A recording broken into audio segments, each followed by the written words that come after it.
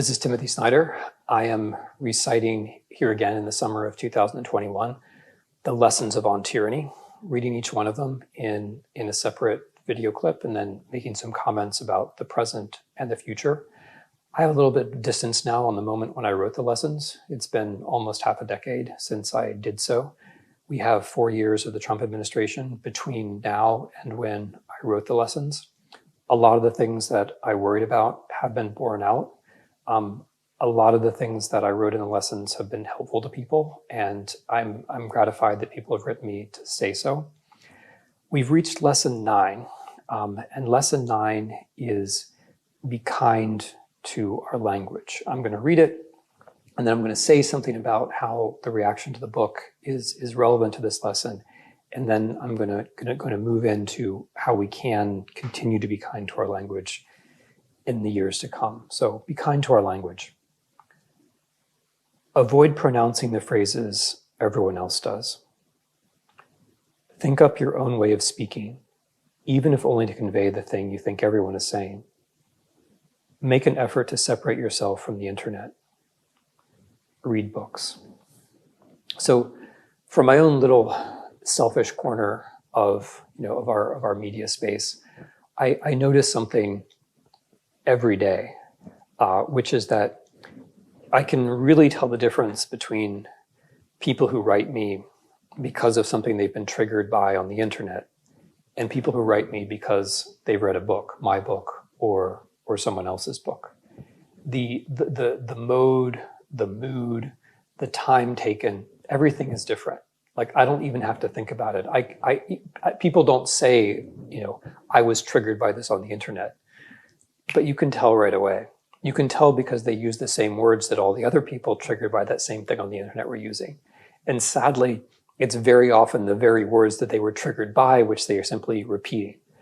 And this is a prospect which frankly terrifies me, right? It's not that I mind being criticized or, that's not the point. The point is that when we as a species, right, when we as humans are narrowed down to repeaters of memes, which have found us because of algorithms on the internet, we are in deep trouble, right? If the definition of who we are becomes repeaters of algorithmically targeted memes, that's not just a bad way to live.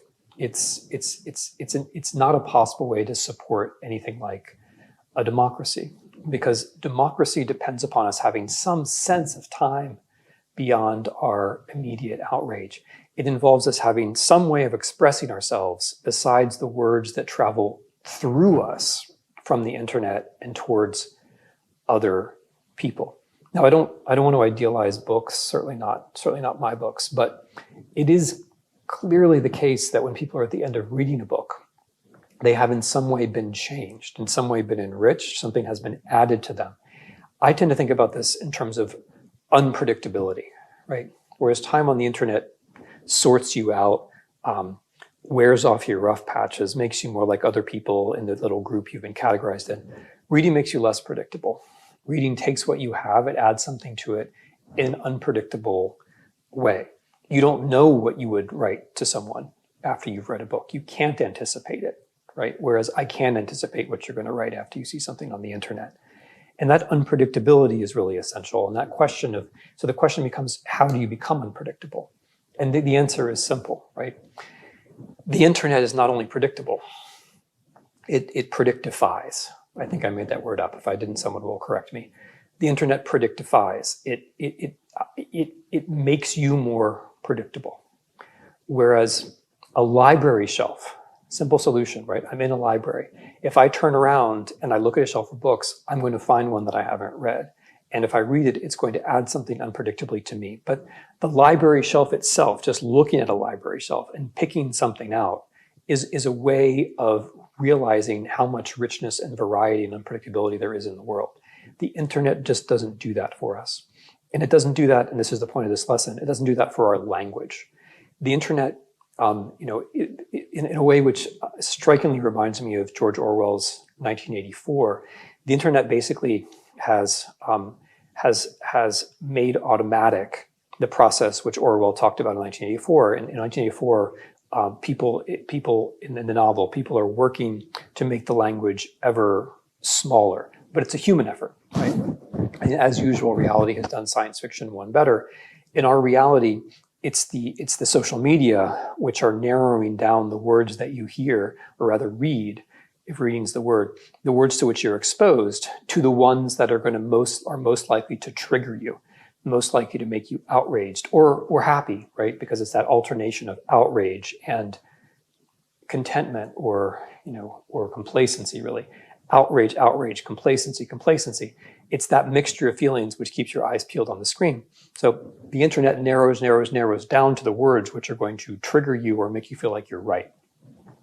And so as the language is impoverished, your thought is impoverished as well. We don't only think in words, but the more words we have, the more unpredictable we are to ourselves, the more possible reactions we can have. So be kind to our language means something very simple.